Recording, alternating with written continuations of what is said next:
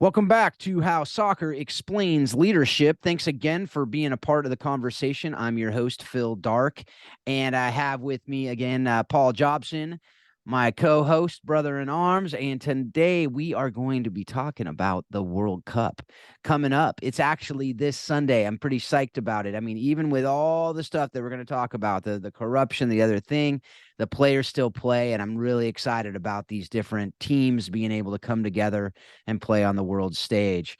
Before we get into a little bit of that, Paul, what's up? Oh man, it's good to be back with you again, Phil. Things are good here in Waco. We did some wrestling this weekend with Mm, one of the kids. We got football wrapping up. We had a big kind of end of the year fundraiser for Warrior Way Gives that went well. Trying to stay healthy as the temperature changes from the mid 90s to the mid 40s and 50s in yeah. Waco, so everybody freaks out. I actually had my big puffy on today, and it was 50 degrees. I kind of had to laugh at myself, but yeah, man, things are great here, man. How about you guys out there in Cali land? Yeah, we skip fall too. Yeah. Unfortunately, we have a few trees that are pretty, but that's about it. That's all we got. The weather did not go into that beautiful fall weather, unfortunately. But yeah, I got starting up high school soccer, always a really cool time and a tough time because of cuts and you know all that stuff. But Hmm. you're making dreams come true and you're crushing dreams all in the same time, and Yeah. that's it's really cool to see the one side of it. It's always hard to do the other, but yeah, just lots of year end stuff. Love to hear about Warrior Way and the great results of the fundraiser. That's always exciting to hear. Got year end stuff, of course, with the ministry and all that, but yeah, just plugging away and really got a lot of balls in the air and Mhm. trying to keep them going and making sure that they're the right balls too. And that's always a constant leadership decision too, right? We talk about all that stuff. We all have these different decisions to make on what we're supposed to be doing and how we're supposed to be doing it and to make sure it's the right things. And so, one thing I want to clarify is your boy was wrestling it as a sport, not you were actually You probably wrestled with them all at some point over the weekend, but that is what's going on here too, Yeah, I right? guess I guess that is good to clarify because Yeah. probably just assume that the Jobson boys are always wrestling, which is true. That is a Yes. household event. But yeah, I've got one who's entered the competitive world of wrestling. Trained for an entire year. We told him, hey, if you want to wrestle, that's great. It's a big commitment. If you train for an entire year, then at the end of that year, we'll start putting you in tournaments. And he did it, man. 2 hours, sorry, 4 hours a week, 2 days a week for a year to be able to do that. So I give him Wow. credit on his persistence and his effort. But yeah, we did our first tournament this weekend, and it's actually a lot of fun. So there's something to that, 1v1 uh, event where it's you and the other person, and if you lose, it's on you or to their credit, and vice versa. There's no hiding. In soccer, you can hide a little bit. Football, basketball, you can hide, because you've got teammates and they can assist you. But in wrestling, man, it's you and that other person, and Yeah. that's it. So it's truly a lot of fun to watch. Yeah, that is cool. That is super cool. That's actually one of the things we Yeah. talked about with baseball too, with Justin when he was playing this last time. It's a team sport, yes, but it's such an individual sport too. As far as when a pitcher and a batter, they're going toe to, they're going head to head, and there's nowhere to hide, like you said. You can't, if you strike out, Yeah. you can't just be like, oh, it's somebody, a guy, somebody didn't get me the pass or whatever, and if you're pitching and Right. you're getting crushed, you're out there on that mound, and it doesn't feel like there's eight other people on that field with you. It feels like you're all alone on that mound. And so there's so many. That's what I love about sports. There's so many great lessons in all the different sports and Oh really yeah. cool stuff. And I think the hard work and all that comes with all of them. But yeah, that's so cool. I'd love to hear. Like I'm excited to hear, like, as it progresses with wrestling, and I know football and these different sports and the jobs in the house, to see where they end up with the two very high level soccer parents, or if they all end up there, who knows? That's a cool. It's always a fun little thing to see the journey of these kids in these different sports. And Yeah. being in Well, so Texas, so it's we kind don't of get hard to so we don't avoid get football. So fact checked, Phil. I don't want to get fact checked. We have one very high level soccer player in this house. yeah. One very high level. Okay. One All right. maybe average level So just, I don't want to get fact checked, here on the podcast and come back and be like, oh, we're making stuff up. So Yeah. one high level soccer player and an average soccer player in this household. So I would not call Marcy average, Paul. now you're going to get me in trouble, I Phil. Now you're going to get me in trouble. Paul, All right, you we're were going to part of the delete this blue and start hose. over. You were part of the blue hose. We've already established this, man. That's as high as it gets. Scottish 2 year stockings. We've already talked about this, bro. 2-time South Atlantic Conference champions, a run in the NCAA tournament. I mean, that's pretty powerhouse, right? Yeah. Compared to a pro in Germany and the US and the US national team, right? I mean, come on. It's pretty amazing. I do expect, I'm still waiting to see the actual blue stockings hanging up behind you as we record. It's one of these times. So, I'll have to get them to send me some. Yeah, we'll get there. We'll get there. Yeah. All right, so let's get to it. We are going to do a World Cup preview today, as promised. And but as we alluded to a little bit earlier, it wouldn't be a World Cup preview show with the World Cup in Qatar. If we were to do one in Russia with the Russia too, it would have been the same thing, by the way. But it wouldn't be that preview show without talking about the corruption that happened in order to get this into Qatar. And I actually watched FIFA Uncovered on Netflix. It's a four show docuseries. Very, very good. Strongly recommended if you want to see from start to present FIFA and the corruption and the money behind the scenes and how it's just a bunch of businessmen that are making money on the sport rather than a bunch of people who really care deeply about. So it seems like all the people who are the football or the global football people don't get voted in. They don't play the game, or they don't do whatever, and they don't get voted in as that president role. And a lot of times they're not even the ones doing the local stuff for the different areas of the world. And so, there's so much that went on, but it's pretty crazy. I mean, it's sad, the amount of payoffs that happened in order to get to buy votes, things that, and it came down. Yeah, they arrested a bunch of people and there were some fraud charges, but most of those guys are still walking the streets. They're not spending life in prison or anything. And you know what? At the end of the day, it is a private organization. It's not a government organization. It's a nonprofit, so it's still under certain rules. Ironically, it's a nonprofit, and all these guys are profiteering off of votes. But from the beginning, getting advertising and marketing dollars and all these other things. But anyway, what do you think about all that, and what are some lessons we can pull out of it for our audience?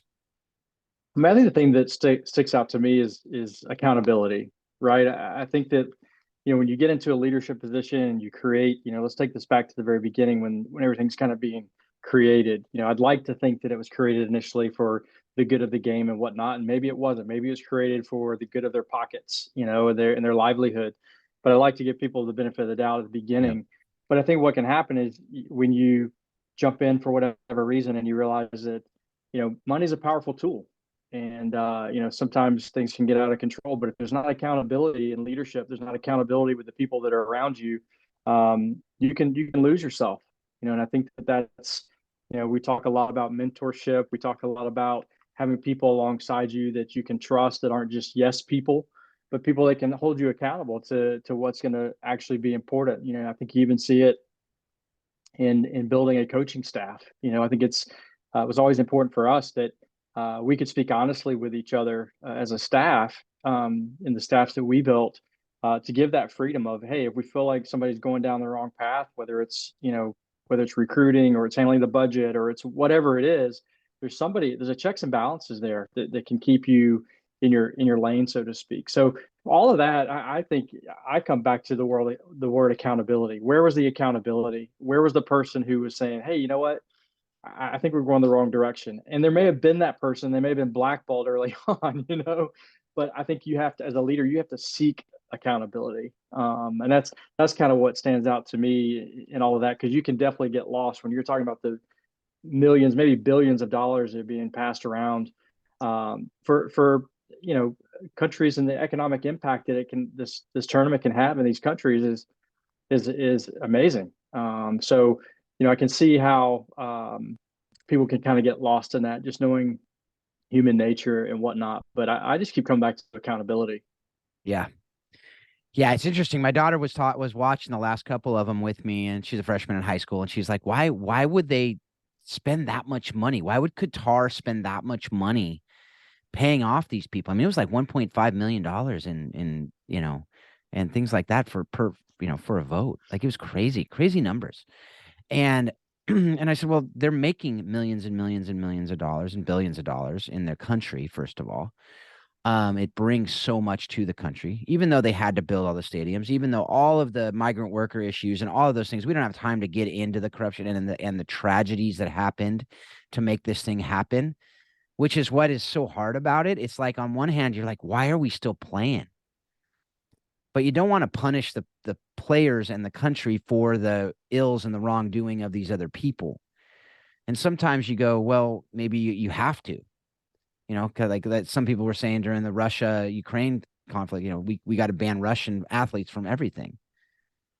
And it's like, man, that's such a hard conversation. I get it. I get both sides of it. It's so hard. But I said to her, to give kind of back what we were talking about, I said to her, and the other thing is, you can't underestimate what a country will do to get their team into the World Cup. Mm-hmm. Right? Even like South Africa, they were ranked 94th in the world when they hosted the World Cup. Yeah, they won the first game, which was crazy when we watched that. That was an amazing thing to watch. But they're still 94. Like they would not have made that World Cup. So what that brings, and that was another thing that was, when Sepp Blatter won the presidency, he said, I guarantee I'll bring the World Cup to Africa. Right. And then that's when it gets to South Africa. So it's like one thing after another. But Qatar, like they basically bought their way into the World Cup too, which you can't underestimate that either. Right. So because that is such a major, like we don't get it here in the US. Because if you go around during the World Cup while the US is playing and you asked people, do you know what's going on right now, sports wise around the world? Most people wouldn't even know. It's getting to be more and more. But I remember when I was working in a law firm in I can't remember exactly which World Cup it was. I think it was 2006 World Cup. And I was saying, yeah, I'm going to go watch the game. Oh, no, it was the 2002 World Cup. And I said, go and watch the game. They said, what game? And it was the U.S. playing. And I was going down to the sports bar. And they didn't even know it was going. They didn't even know it was happening. Yeah. And that's when I was like, we don't deserve to have like we don't deserve to have a winning team in the World Cup here in the U.S. But other countries literally shut down. It's everything for them. And so going back to you talked about, I think the pressure on that side leads people to do things they wouldn't do in a normal world, so to speak. And it causes them to gamble and take these chances and these risks, that other people will do to get their business ahead, to get whatever ahead, that they're going to do that for their country because it's that important to them. But the other thing that is lacking, so accountability is one, but in order to have accountability, you have to actually have the systems in place to hold someone accountable too. Right? It's like in our nonprofit, and I'm sure you do the same. We don't have one person who, signs the checks and does the books. There's like 2 steps to the person that actually does our books and signs checks from me as the president. I don't touch any money. I don't touch any checks. I have to get my expense report approved by the board chair and some other people. Like that happens for everything that goes through because it has to be 100% above reproach. Appearance of impropriety has to be gone. There has to be systems to allow for that. So if somebody questions it, you can say, no, like go look at what we do. There's no way that possibly could have happened unless everyone is in cahoots. And I guarantee you all these people are not. Yeah. And that is completely lacking in FIFA. They have no idea how these things even happen. It's just basically these guys have a vote. The fact that the Caribbean has 30 votes, even though their teams are rarely ever seeing. Trinidad and Tobago made it into the World Cup, yes, but like they're not even seeing the World Cup stage, yet they have 30 votes for the presidency, for where it's going to be, all that. That's crazy because it's one country, one vote. That's a system that actually encourages corruption, not discourages it. So anyway, those are the things that I really see out of it, that I think if you put those systems in place, the procedures and the processes in place, that will then lend itself to the accountability. But again, as we've talked about before on the show, really that 5 characteristics of a healthy organization that Patrick Lencioni's put together starts with trust, right? There's no trust in FIFA, and there's no trust within FIFA. They don't trust each other. And there's no healthy conflict going on. It's just people like undercutting each other, basically. So then you're not going to commit to the decisions and have those procedures and have those processes. And there's nothing to hold each other accountable to. So it's just a you-know-what show. So, but anyway, any kind of other thoughts on that? I mean, we talked earlier, too, about the fact that these aren't soccer people or football people. And how that's similar, as you were talking about, to the college. So what do you want to hear about that? Like what you're thinking there? Yeah, I mean, you talk about how you've got these folks making decisions for sport, and that's not their thing. They're businessmen, which there's something to that, right? I think you need to understand business. It is a business, so you can't have just fully soccer people there who don't understand business, and I don't think you can have full business people there that don't understand the world game either. And it just kind of reminded me of kind of where high level college athletics is going. I know for forever most of your ADs were former football coaches. You kind of when you graduated from being a college football coach, usually your next step, if you didn't go into retirement, was you became an AD. It was about that help fundraising. You were the name. If you'd had success at a university, you would be promoted up to an athletic director, and that would be kind of your next step if you had some business savvy and that sort of thing. Now you don't see that anymore. It's very rare that you find anybody who has really any coaching experience at a high level athletic director position. And of course, I'm not knocking athletic directors as a whole, but I do think there's a balance there of kind of understanding the thing that you're directing. It's not just about being a business leader, but it's about knowing the people that you're leading within that business. And I think when you were talking about it earlier, how there really weren't any people in the world of football leading FIFA, it just reminded me that of college, high level college athletics now, where there's really no coaches in administration anymore. And I think it would do universities very, very well to have a little bit more coaches input, because they're they're on the front lines with the athletes, and the administrators absolutely care a ton about the athletes, but the disconnect is very much there. And I think that getting coaches into the administration piece of it, those that want to, would be important. And I kind of see that overlap with FIFA too. I mean, I think of any business organization in general, if you don't understand the people that you're serving, the people that you're trying to lead or raise money for, or whatever that may be, I think you have a major disconnect, which can also lead to how do those systems go in place for accountability's sake. Yeah. And also, I think there are businessmen who know the game, and that's basically the premise of this show, right? Like, there's a lot of people who are leading organizations, who are leading things out there that are soccer people who have played sports, at least played sports, and are people who are athletic and who understand the ins and outs of it, understand the things that matter. As you talked about with ADs, it's like they're hiring the coaches. Yeah. And they can bring advisors in, but do they even know which advisors to bring in? If they're not towards people, like, how do they even know that? It's something that I was watching this documentary and I was just blown away. This one dude, from Jack Blazer, Chuck Blazer. He's one of the biggest, in the CONCACAF. He was one of the main dudes. And he basically in the 70s coached his 2 daughters and thought, oh, there's amazing potential for business and for money in this sport. I got to get involved in this somehow. And he's this dude who's like, obese dude and who'd never played the game. And he made tons and tons and tons of money on the game. And I mean, we all know that it didn't necessarily develop U.S. soccer as it should have. From the 70s on, it wasn't like it was developing incredibly well, right? Yeah. So anyway, all right. We could go on and on. We're about 20 minutes in. I want to transition to the fun stuff. That's not fun. Like, that's not fun to talk about, but it's important to talk about. If you Yeah. have organizations, you don't have those systems. If you have organizations, you don't have people that understand the people that are part of that organization, that are part of those teams, that are part of the athletic program. It's a problem. It's a problem. If you don't have, protections in place to protect from hubris, to protect from, I mean, how many clubs do we see? If you just Google embezzlement in youth Mm. sports, you will see way too much popping up. Thousands and thousands and thousands and thousands of hits. It happens way too often because there aren't processes in place, because people assume, oh, they're good people that just care about the kids. Well, I got news for you. They don't a lot of the time, unfortunately.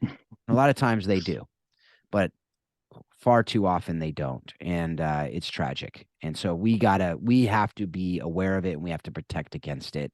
And that comes by, really bringing the right people in and demanding that they do it well. So, all right. So we got this little thing happening starting Sunday. Kickoff. We got Qatar versus Ecuador. And then it will culminate with a bunch of other games, and then we'll have a final in about a month, a little over a month, right before Christmas time. Just crazy. It's happening this time of year. It just doesn't feel So right. I got a question. I got a question for you. Are you going to watch that Qatar Ecuador game? Am I going to watch it? Why? Like Yeah. at a protest to not watch it? Is that what you're No, thinking? no, no, no, no, no, not protest. Like, are you going to watch? Is it on your calendar to watch that game, and Because why or it's why it's not? it's a crazy time. First of all, I don't know, man. I don't know. Or is it Saturday? I guess it's Saturday. No, it's not. No, it's It's the Sunday. 20th. Yeah, it's Sunday. It's the It's first game. not. It's the It's kickoff of the not World a. Cup. I'm not gonna lie. It's not a priority. Right. Because it's Qatar against Ecuador. It's like Yeah. there's no draw to that game for me, except that it's Other World Cup. than maybe it's right. It's the first game of the It's the World Cup. first game of the World Cup. That's Is it it, right? So that's the only draw to that match. pretty And I've much. talked to a few people over the last couple of weeks. They're like, "Man, I can't wait for the first game of that World Cup." I'm like, "Who is it?" They're like, "I don't know." Yeah. And then you tell them, and they're like, "Oh man, really? Okay, watch it anyway. It's the first game of the World Cup. I've been waiting, 4 years or whatever it is to do Right. this." So I just wanted to ask that because I'm the same way. I'm like, it's not a priority. If I happen to be able to watch it, I'll watch it. And Uh, it's unlikely because it's not a great time. But also, it's no, it's Sunday. Also, it's like I mean, you don't even know any of the players, and we just had we haven't had a little bit of time. Usually with World Cup, Premier League ends, all the other leagues end, and then you have 3 weeks or so, and you're like, oh, I need some more. I need some more football. And then middle of June, all of a sudden that first game's happened, and you're like, oh, finally more, great soccer out here. But that's just not the case. We just watched, a bunch of Premier League games, a bunch of whatever your league is yep. games. I mean, if you're a big MLS fan, it's been a little bit, but I have a feeling if you're a big MLS fan, you're also watching something else. Mm-hmm. But then I think that group, though, I think the other two teams in that group, Ecuador could be a surprise. If Qatar does it, I'm thinking there's some serious paying off of refs going on. But that Senegal and Netherlands, I think both of those are tough teams. I think Senegal is one of my dark horse picks. I think they might do a little bit of damage in this World Cup. When you look through that lineup, there's a lot of really good players on that team that you see playing every Saturday, Sunday in the Premier League and other leagues around Europe. So, and Netherlands, man, other than that year they made it to the final. I don't know, man. They're like them in Belgium. I feel like they just in England maybe they just kind of underperform every time. I'm like, man, Yeah. guys are I think just not. the big story that I'm reading, over and over again is everybody just talking about how the European dominance in the World Cup is coming to an end. That Interesting. it's not the European clubs year after year or whatever that are just dominating. They'll get a round or two and fizzle out, kind of to what you're saying. But I just find that interesting, and I think, I don't know that my eventual champion will probably come from Europe. So Yeah. um, All right. So Group A. What are you gonna? I think that's a great point. I would be curious. yeah. All right, out there. How many people are going to be watching? How many people actually, or if you're listening to this after Sunday, Did you actually watch? Let us know. Let us Right. know that. I'd be curious. I'd be curious. Let's get a little poll. Totally unscientific, unrepresentative sample, and get the poll of that. Okay. So Group A, who's coming out of it? I've got Senegal and Netherlands also in Yeah. opposite order. I think Netherlands comes out on top of that group, Yeah. even though I do agree Senegal is just they're really overlooked. Like you said, I think that the name of the country, I think there's guys on that team that you don't know. You know, not following it closely, you're just kind of like, oh wow, okay, Yeah. Senegal. But I think that they are probably the second place group team out of that group. Yeah. Netherlands coming out Yeah. first.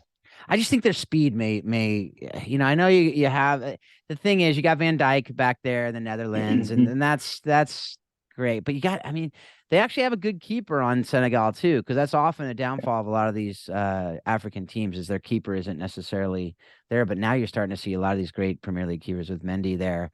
Um, I don't know. We'll see. We'll see. I don't know. I think Well, if I both of think them I come think out. for Yeah, I think both of them come out. But for me, I've got to be just clear on this. Like, I'm a Netherlands fan too. So Mhm. if it's close to me, I'm going to pick Netherlands because there you go. He's got the jersey. I love Right the here. country. When the World Cup was in the USA, the Netherlands were in Florida. I got to hang out with their fans and their Yeah. people, and just I've been to their country. I love so if it's close, I'm going to pick that just out of Yeah. emotion because I'm a fan of of their country and the way they play and the orange.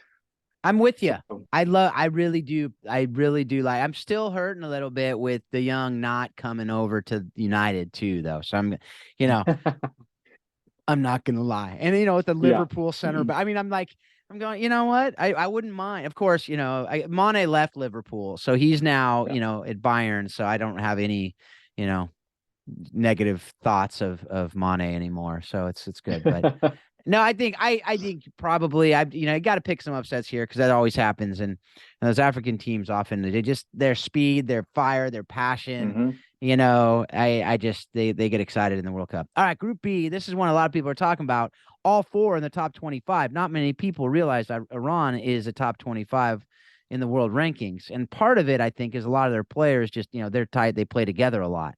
It's kind of like Yeah. Swiss teams. Every Swiss team they surprise because they play together a lot. A lot of them play in the Swiss league together. And I'm assuming that's the same. I don't know a lot of the names on the Iranian team, Yeah. but with Wales, U.S., Iran, England, I mean, two of the UK teams in the same bracket. That's pretty crazy. But what do you think, man? This is a tough one. I think this is a tough group, and I don't think you get a World Cup winner out of this group, but No. I think the group when itself, the battle to get out of that group is a tough one. Mm-hmm. And I think my allegiances probably shine through on this that I think it's going to be England and the USA, but I think England comes out on top. I think they'll do well early in the cup, and like you said, I think they'll kind of fizzle as they go. Probably that tends to be their mo. And I think for USA, I'm just kind of praying they get out of the group. I think they have the ability to, but are they going to be able to step up in every one of those matches against probably similar ability type opponents to gut their way out of that group? And I think obviously the telltale game in that group probably will be England versus USA. I think that's probably one of the early matches I'm really looking forward to in group stage. But I'm going to Mm-hmm. say England 1, USA 2 out of that group. Yeah, so I will say that I agree. England will be I'm holding up the England jersey right now because that's going to I think be the team that's going to come out on top. That being said, I wouldn't be shocked if England doesn't go through out of this group. Like you said, I mean, Yeah. it's like this group is you never count out Gareth Bale. I often call him Mhm. Christian Bale on accident because he's Batman. You've done that First on of the all, podcast before, actually. I remember that. I have, Yeah. and Batman, you can never count him out. So, but Gareth Bale, I mean, he shows up in big games, right? You got Daniel James, who's fast, super fast, right? So he comes out. He came out on Sunday against United, his old team, and scored as a super sub, right? So you got these guys that on the Welsh team that are tough, and Iran, man, in the Middle East. Yeah. I don't know, man. They're gonna be fired up. They're like right at home. So, Yeah. and it's tough to travel. It's tough to travel. That's why you see the South American teams struggle in Europe, and hmm vice versa.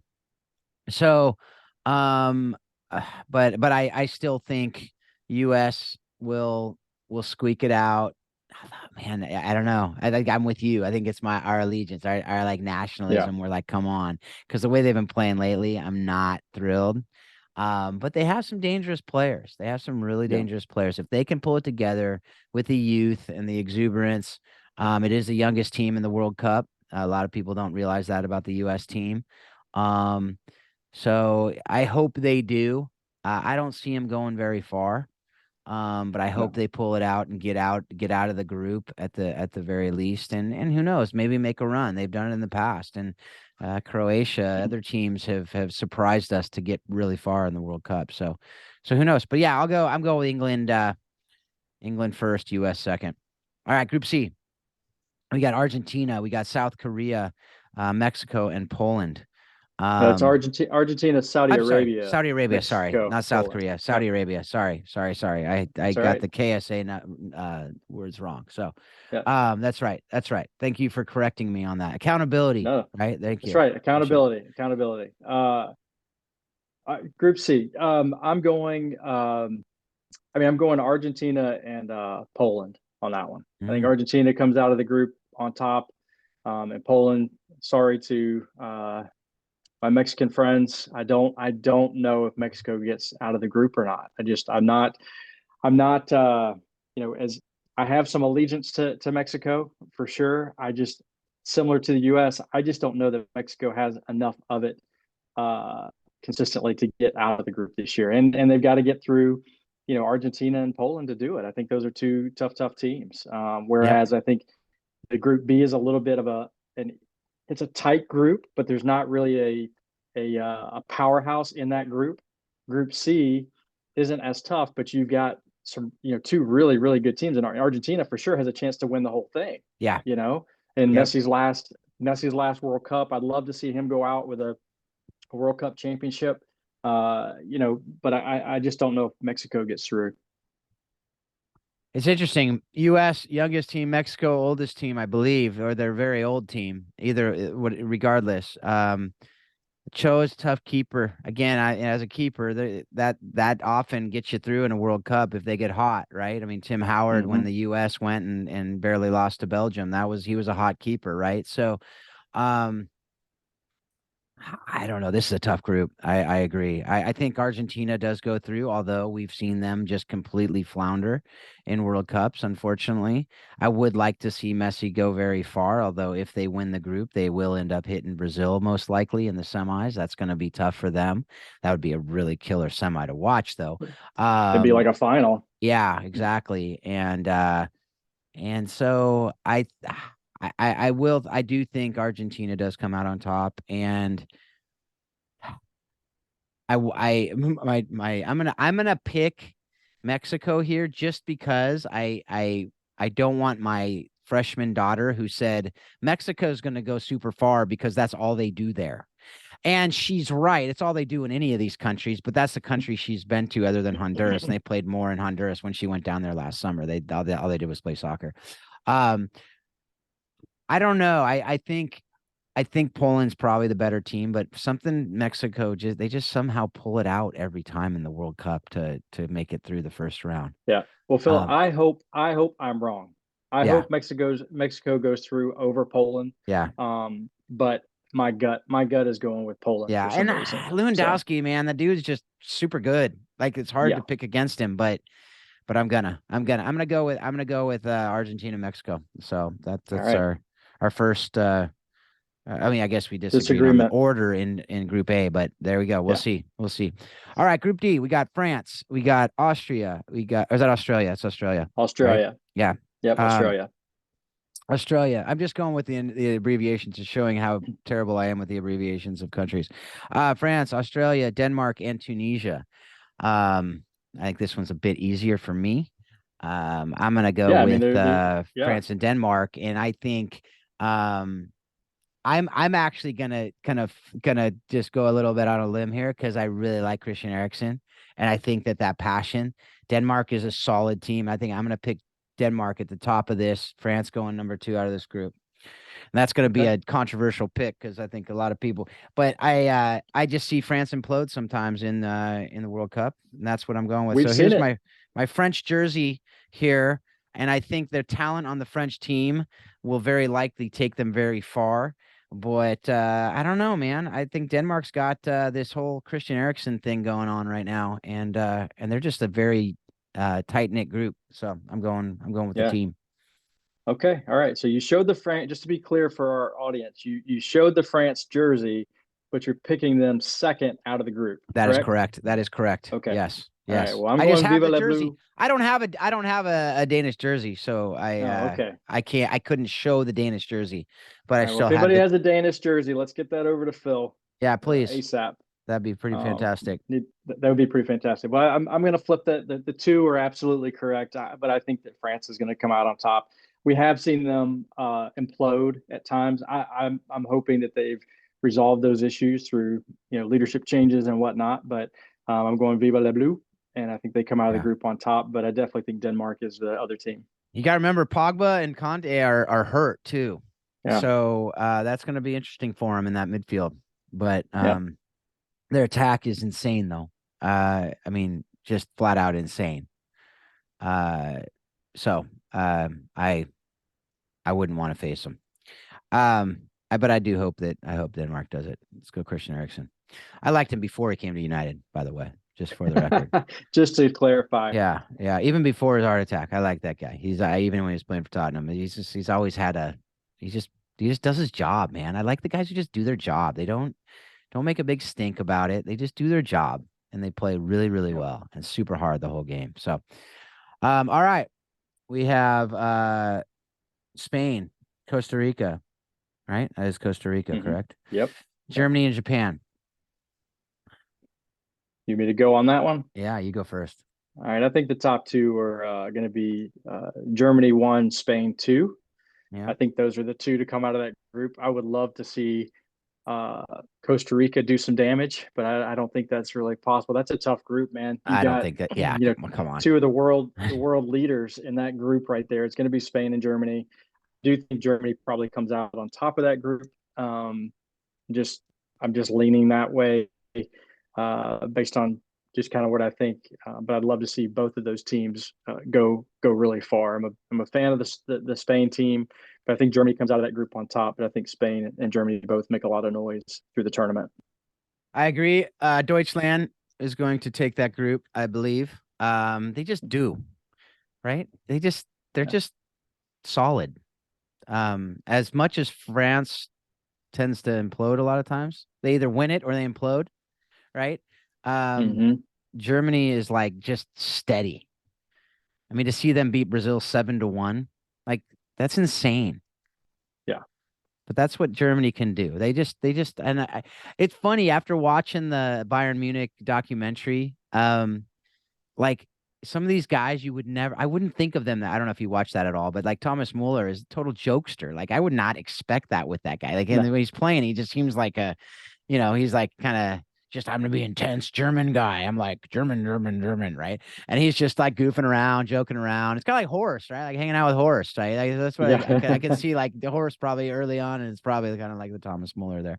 But you get that good German. They're gonna have their good Wiener Schnitzel, and I think they're gonna win. I think they're gonna take that bracket. They're gonna take Group E. So you're calling that they're going to have the winner schnitzel. So exactly. Very good. There I we like go. it. I All right. like it. Well done, Paul Jobson Thank you. with a Thank you good very pun. much. Well done. Yep. Okay. Group F. We got Belgium, Canada, is that Morocco? Morocco. And Croatia, the surprise of the last World Cup. Go ahead. What do you think? You got a jersey, folks. He's got a jersey. Belgium. Belgium will I think they're going to take this group. Um and this is a tough one for me. It's not going to be Morocco, I don't think. Mm-hmm. I think they're a decent team. They're going to play super defensive. They're going to be boring, I think. But um, I'm gonna go with our Canadian neighbors. The exciting team they have, I think they're going to surprise. Croatia is a team like it could just as easily be Croatia and Canada as it could be Belgium. In those three teams, they're good.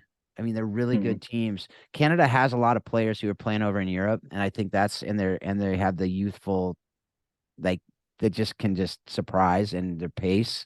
They have tons of pace on that team. Um, but I think Belgium goes through as the winner, and I think it's going to be. I think Canada and Croatia are going to battle it out for that second spot, and I think Canada's going to. Again, I think this may be my North American. Um, uh, to have three Concacaf teams would be that'd be very rare, but I think I would like to see that, so I'm going to go for it. I'm going to agree with you on that. As much as I enjoyed watching Croatia the last time out have a lot of success, fun team to watch. Our family really rallied Yeah. around that team. It was a lot of fun. I don't see it happening again, but I do agree. I think it could be a toss up between Canada and Croatia getting through in that group. Belgium comes through number one, I think for sure. But I'm going to go with Canada too, and it may be my North American CONCACAF allegiance as well, but I think that Canada gets through the second team out of that group. And it is hard to go against Modric as well, Mm-hmm. because that dude is super good, and all those guys. I mean, all the Sitches, um, or the itches, I guess, Perisic, and I mean, all those guys are very, very, very good players, and they Yeah, are. But again, I think sometimes in the World Cup, man, these one-off games, you get these players that just get. But anyway, yeah. So I think that's what we got there. Okay. Group G, Brazil, Serbia, Switzerland, and Cameroon. You go first. I'll go. I love watching Cameroon play. I love watching it play. I love the athleticism. I love the speed. I love I love the spirit around that team. I don't think they get out of the group. But then I do love watching that team. I'm going Brazil one. I think Brazil's got a really great chance of winning it all the way through. I Mm-hmm. think you've got Mm-hmm. a potential champion coming out of Group G with Brazil. And I think Switzerland joins them. I think Switzerland's going to be the second team out of that group. Um, so I'm going to go with Switzerland. I know that Serbia's got a pretty good team too. I think there's some pundits out there that say that Serbia is going to go through, but I'm going to go. I'm going to go with the Swiss. Like I said, I really like the Swiss teams. I mean, they play well together. They are a team. Almost It's every like time I a ever see them play. like a Swiss Army knife or something like that. Yeah, yeah. I think the last one was better. The last one was better. I'm trying The too hard now, aren't I, Phil? Yeah, I don't know. That was not as good. It was okay. I mean, some people will probably laugh. Some people will like that. I'll And get some that's good. groaners out of it. I'm good at Yeah, getting we did. groaners. Yeah. We did have. Why am I blanking on his name? I always blank on his name. Zach Hoffman, who did write the book Swiss Army Leadership. So that Okay. goes back to that. If you didn't listen to that episode, go back. So that's a little plug for that. There But you go. I gotta redeem the that joke there. Yeah. So um I think but because I think they too oftentimes they play for Basel or they play for the different Swiss clubs, and they because they know each other really well. I too am going with Brazil, my old school Brazil jersey. A buddy of mine Oh got this yes. for me. You see how old school it is? Look at that one. Not Ronaldo, Cristiano, but the original Ronaldo, number 9 the right there. OG. OG, absolutely. Um, I too think they go very far and possibly win it this time around. I'm gonna go with Serbia though. They're gonna be, as much as I like the Swiss. I think they're gonna be the Eastern European team. I don't think they're gonna be a surprise to anybody out of this group because they're good. No, I think they They're very can good get players. through. Yeah, for They sure. and they're right there too. That's the other thing. I mean, all of them are right there, but it's just it's all these teams are local teams too to Qatar. So, relatively speaking, so that's going to be my two. Actually, Brazil's not, but Brazil, all their players play in Europe pretty much. So, Yeah. All right. Brazil this year is they're gonna be tough. They're gonna be really tough, I think. All right.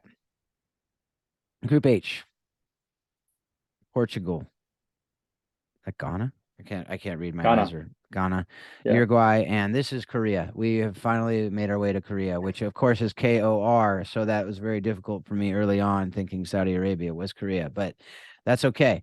Um, so Portugal, Ghana, Uruguay, and South Korea. Man, this is another. It's a tough one because these are like a lot of people are like, oh, well, you got Cristiano Ronaldo and Fernandez and whatever in Portugal, but I don't know. They typically underperform, and Ronaldo, as I've watched all year, is old. He's not like Messi's playing. Messi's still playing at a level that's changing games. Ronaldo just Yeah. scores. I mean, quite frankly, all he does, and he doesn't even do that anymore this year. His Yeah. attitude is piss poor. Am I allowed to say that? I don't know, but I did. Sure. Fernandez does some great stuff out there. They have some other players who are very, very good. Yeah, Felix, some of these other young guys are very, very good. I don't know. Sun over in South Korea. Again, those guys Mhm. play very hard with a lot of passion. That guy is a very, very good player. Uruguay has a very good team this year too. They're kind of a hidden gem there. Ghana, I don't think Ghana does it. Those other three teams is going to be interesting. I'm going to go with Uruguay winning this group and South Korea number two. I like your picks. I'm just going to say this. I think, Ghana's not going to get out of the group, but I think Ghana's going to upset one of these three teams and Yeah. keep that team from being the second team through. Mm, I'm just going to go ahead mm. and predict that Ghana I is going to like play that. the role of the I spoiler like this that. year, and they're going to keep one of the two teams out. And I'm Mm, going to say that Uruguay is going through as the number one team. I agree with hmm. that, but I think that Ghana is going to play the role of the spoiler. They're going to get overlooked by either Portugal or South Korea, and they're gonna be the team that keeps one of those teams from being the second team out. Now, in saying that, I'm going to say it's South Korea. I may be eating my words on this, so I'm going Uruguay and Portugal getting through out of that group. But I do think that Korea has a really good shot of getting out. But I think Ghana is going to play the role of the spoiler.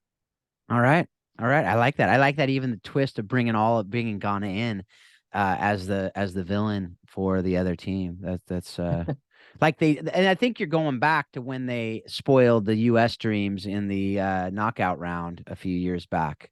Yeah, maybe Um there's something still stuck yeah. inside of me in Yeah. that. Yeah, Yeah, that was we felt really good about that one and in extra yeah. time to just destroy crush the dreams. Okay, so we're not going to go through each knockout round. That would take way, way too long.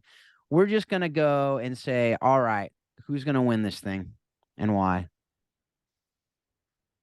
You You go. want to go first on that? No, Yeah, I'm you going to go. go first. Well, yeah, I yeah, can you go go first. first. You go Yeah, first. I'm going to go first. I think Brazil's going to win it all. Yeah. I think Brazil's got the best team from top to bottom, and I just think it comes down to that. I think they show the most consistency. I don't see as many holes in there. When I'm trying to poke holes in different teams, even as we're kind of talking through this player, that player, this strength, that weakness. I just think that they're the toughest team, and I think that they're gonna, based on their road to get there too. I think coming out of their group gives them a pretty good road through. Obviously, there's a lot that can happen. I mean, they could see Germany early on, and that could be crazy. There's one route where they could actually see Spain and Argentina before they got to the final to possibly face Germany. So they could Yeah. have a tough road, but I think that for that team, I don't think they do well when they're playing maybe not as good at teams. I Hmm. think they need to stay sharp and they need to stay focused. But I think from top to bottom, they're the best team. I think they've got the best chance of going all the way through. So I'm going to say my favorite is Brazil. Yeah, I like that. I like that. Here's a team I really like. I just can't pick them because they haven't performed great at the world stage. This Belgian team, it's Yeah. their last shot really with this golden age of the Belgian team. I really like them. That being said, I don't think they make it. I don't think they make it. I agree with you, Germany, solid. They're always solid. I think they're aging too. Their top players, That gives them great leadership, but I also don't think it gives them the best chance, the best shot. So they're going down here. I'm showing jerseys, by the way, for you listening. It's way more suspenseful to watch the video, but that's okay. You can just pretend you're seeing the jersey. This team here, again, like I said, the French team, uh, they're a team that has it. They have all the tools. I just don't think they do it this year. English team, as much as I would love to see them go through, I don't see that this year. I'm The shocked that they're even in the discussion. I guess you're just Yeah, going through your well, jerseys. I'm Okay, going through you're my just going through your jerseys, jerseys. All right, okay, all right. but England is one of those teams that, like, talent wise on the field with the players they have, they Yeah. could do it.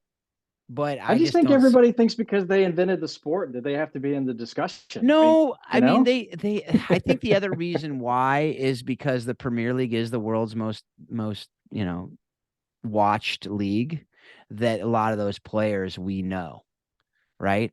But the reason why I but don't a lot of those players aren't playing for England. A lot of those a lot players of those players in aren't the playing Premier for League. England, but a lot of the ones who we see do, right? So, and then they're playing Yeah, pretty true. well right now. I mean, Saka's playing very well for Arsenal.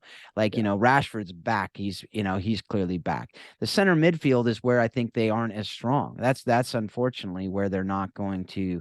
And you need a strong center midfield, which goes to the Dutch team, which is very strong center midfield.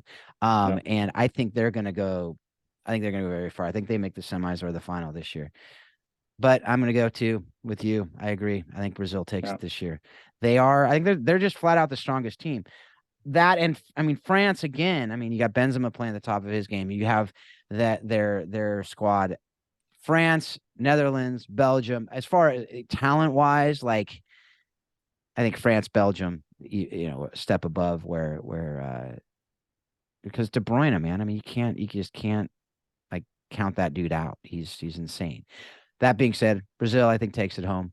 Um, for what is that? The seventh time, sixth time, Oh, I fifth can't. time? I just saw that stat too. I wish I could remember. A lot of times. A lot of Um, times. a Yeah. lot of times. So, it'd be way better if I could just say that a number, but that's okay. I don't want to be wrong. Are you gonna look it up right now? Our producer? Should we get our producer, Paul? Yeah. I'll Uh, see. I'll see if I can find out. so, Brazil, folks, this is how the sausage is made. This is our producer right now. Um,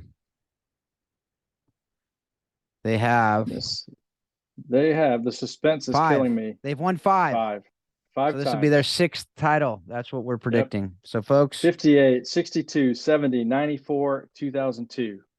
there we go. So they're due. They're due. So, all right, folks, I want to hear your picks. So, let us know your picks. Show them. You can send them in. You can go on to the Facebook group and show them there. Just put them down there. Email us, whatever. I would say if we were super organized, we would have had a pool and done all kinds of stuff, brackets and all that stuff, but we're not doing that. So, I encourage you to do it with your family. It's a fun thing to do with your kids. Get them involved with it. Even if they're not super into soccer, it's a global thing, man. This is just part of what the world is doing. It'll introduce them to the world too. It's a great way to show your kids, like, hey, these countries, and then talk about that country. What's that country? Where are they? What are they doing?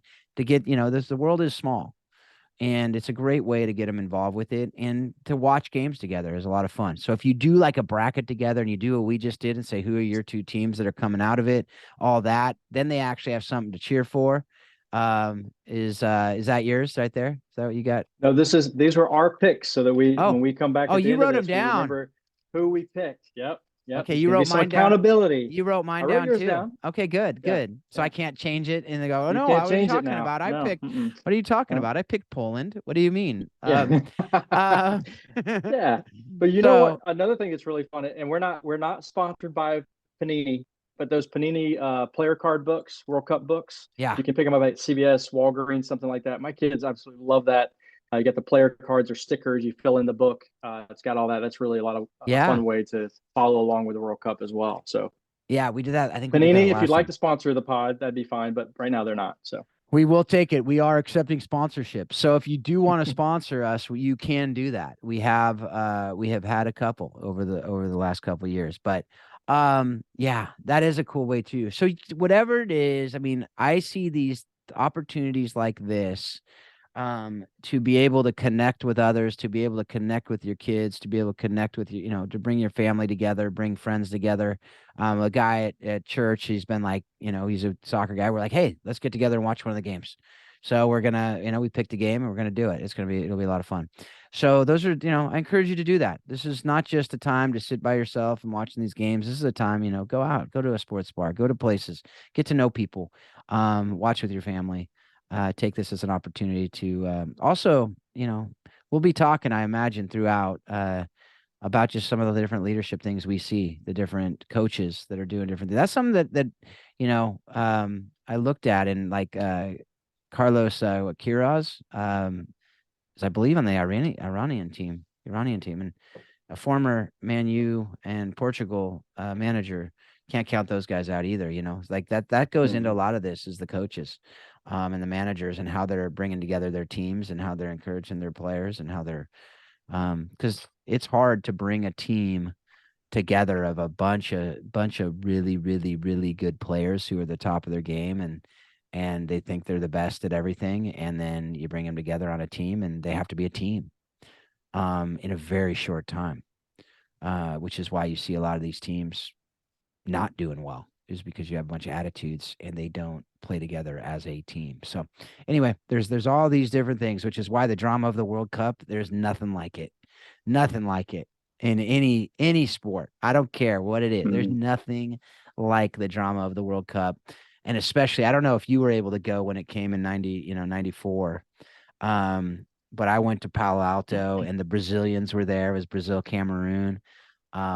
Unbelievable. Just seeing the passion and the fun and the dancing and the colors and it was so cool. I got to go to two we of were those in games. Orlando with the Netherlands. Yeah. It was same thing. It was amazing. I mean, you almost stayed outside to be part of the outside culture. It was just as amazing as the culture inside the stadium. 100%. And at Palo Alto, it was amazing because I don't know if you've ever been at the Stanford campus, but it's just tons of space. So you have just trees and the parking lot is not a park. It's just dirt. So I mean, it was everywhere. It was just party everywhere. It was so cool. It's not like some of these just parking lots and, whatever. It was basically you're camping. I mean, it felt like you were camping with the Brazilians. It was so cool. So anyway, well, all right. Well, cool. Well, folks, appreciate you. If you stuck with us this long, it means you actually, you love the banter, and that's great. We love that. And I hope that you're taking something from this. We talked about leadership at the beginning. We did. But we wanted to go down and talk about some of these teams and just have a good time. And then you guys can hold us accountable and see how we know nothing about the sport or how we are just flat out brilliant. One of the two, or somewhere in between is more likely, or actually not the brilliant part. Maybe that's pretty easy to say Not what so we much. aren't. But that's okay. We just love doing it. We love being a part of your lives, and we love you guys being a part of ours. I do consider that definitely part of our lives as we are engaged in this stuff together, just having some fun doing this one. But with everything, as we're doing this stuff, we talked about Warrior Way earlier. That's just some great stuff that Paul and Marcy and their team are doing out there in Waco and beyond. So check that out, warriorwaysoccer.com.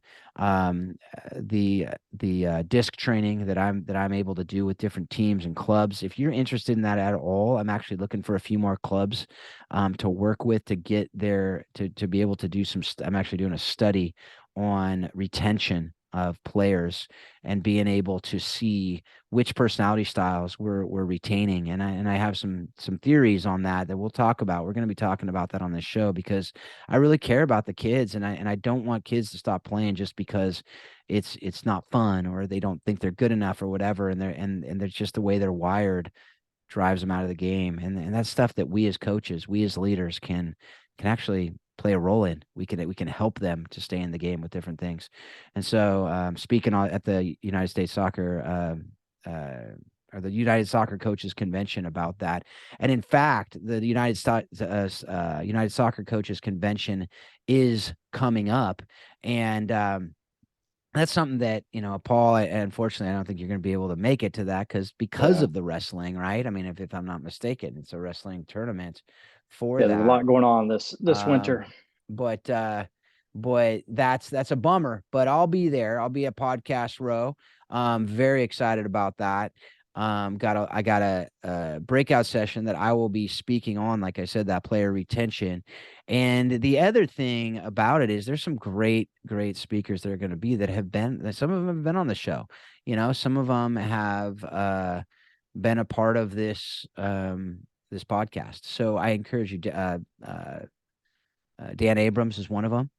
So, and that's the thing. I don't know if I've told you this already, but that's one difficult thing about my talk is I'm in the same time slot as Dan Abrams. So, folks, what I encourage you to do is listen to the Dan Abrams episode of How Soccer Explains Leadership, and then come to the breakout that I will be doing with some other people. Because, I mean, I'm sure he'll say the same stuff, right? Right, Paul? I mean, what do you think? He always just says the same stuff. It's like Totally. Yeah. one trick pony. I mean, come on, let's be honest. I'm kidding. Dan is not. But what I do want to say, I mean, we are, this is something that we have well share with you is you don't want to miss this 2023 United Soccer Coaches Convention in Philadelphia. It is January 11th through the 15th. Convention is the largest gathering of soccer coaches, administrators, and fans in the world. You can send sessions crafted with your coaching level, whatever it is. If you're high school, there's high school coaches. If there's college, pro, grassroots, all kinds of stuff. Desired topic, anything you can think of. Not anything, but a lot of things you can think of are covered at the convention. I know we went last year, Paul, and I learned a ton. I don't know about you. World-class educators, over 200 lecture sessions, field demonstrations, offer every coach something really you can bring back and use in your training sessions. Amanda Vandervoort, who we're going to be getting on this show at some point. I've talked with her about it. We just haven't gotten our schedules together. President of the USL Super League. She's going to be there. Anthony Flores, he's youth technical director of the Philadelphia Union. Laura Harvey, she's the head coach of the Reign FC, and that's NWSL, if I'm not mistaken. Becky Burley and Brett Ledbetter. I'm hoping to get them on the show as well. What Drives Winning, one of them at least. You probably heard of some of their stuff, whether you know that or not. Dan Abrams, as I talked about. There's going to be a whole lot more too coming, but check it out. You can go register at UnitedSoccerCoachesConvention.org. So that's coming your way in just like a month and a half. It's crazy. It's already it's coming upon us. So I encourage you guys, go check that out. If you're coaching, if you're listening to this show, I would be surprised if that's not something that you would want to be a part of. So there's that. We also have all the other things that we're working on. I just, I don't even need to talk about all that. You've seen it. You can go to our show notes and you can see the different things that we're doing, like coaching the bigger game. And with everything that we do, at the end of the day, what we really hope and pray you're going to be able to do with this show is you're going to be able to use it to be a better spouse, a better parent, a better friend, a better leader in all that you do, better in every relationship that you have. And continually remind yourself, as the World Cup is upon us, as all this amazing excitement is going on, that soccer does explain life and leadership. Thanks a lot. Have a great couple weeks.